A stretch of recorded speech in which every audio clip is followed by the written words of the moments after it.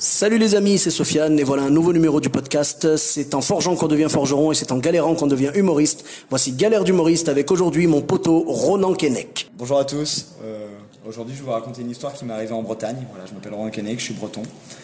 Et un soir on m'a appelé, on m'a dit viens jouer en Bretagne mon pote, viens, ça va être sympa. On m'invite à un festival en Bretagne. Et je vais à ce festival, très content parce que je joue pas beaucoup et je suis très content d'aller à ce festival. C'était une salle de 300 personnes dans ce festival. Dans la salle il y avait 30 personnes. C'était réussite totale. Réussite totale, incroyable réussite. Et au moment de m'annoncer, le présentateur dit maintenant veuillez accueillir quelqu'un de chez vous. J'ai jamais grandi en Bretagne. Quelqu'un de chez vous, Ronan Keinec, prénom breton. Les gens m'ont accueilli. Ils ont crié Ronan, Ronan. Incroyable. Moi j'étais chaud, j'étais dans les loges, j'étais chaud. Je monte sur scène, je devais faire un sketch de 15 minutes.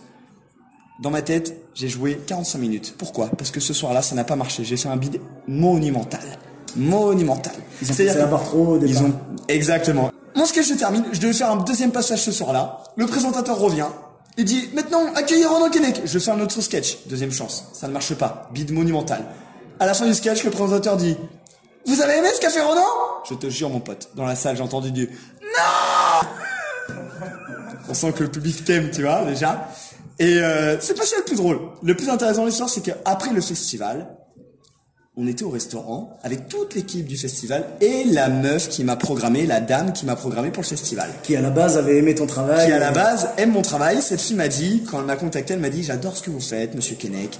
Venez dans mon festival, ça va être génial, vous allez voir, une grosse salle, beaucoup de monde et tout, 30 personnes. Elle t'a pas menti, grosse salle. Grosse salle, elle m'a jamais menti. Voilà. Putain, je croise pas du tout les doigts à ce moment-là. Et elle m'appelle, elle me dit oui j'adore ce que vous faites et tout. Bref, elle voit ma prestation sur scène, ça n'a pas marché. Ouais, je pense qu'à ce moment-là, elle a changé d'avis sur ma gueule. Je pense qu'elle a pas du tout aimé ce que j'ai fait. Et au restaurant, elle vient me voir et elle me dit franchement, Ronan, quand je t'ai appelé, je t'ai dit j'adorais ce que tu faisais. Jusqu'à présent, c'était vrai. Mais quand je t'ai vu sur scène, franchement, c'était nul. Franchement, je te rappellerai plus jamais. Et cette dame très gentille, je lui ai répondu une chose. Je lui ai dit, écoutez madame, vous avez pas aimé ce que j'ai fait. Moi, j'ai passé une bonne soirée, malgré qu'il n'y ait pas de rire. Mais honnêtement, j'ai joué 15 minutes. J'avais l'impression d'en avoir joué 1h30. Et depuis, je ne suis jamais retourné jouer en Bretagne de ma vie. Et je pense que le jour où je reviendrai jouer en Bretagne, je te jure, si je suis pas Gad Elmaleh, jamais je reviens. Elle m'insultait, elle était un peu agressive, tu vois, mais vraiment très fort. Et au bout d'un moment, t'as beau être gentil, sympa et tout, tu dis rien parce que voilà, mais au bout d'un moment, quand ça commence vraiment à taper et qu'on t'insulte et qu'on te dit que c'est de la merde, j'accepte toute critique, il y a aucun problème.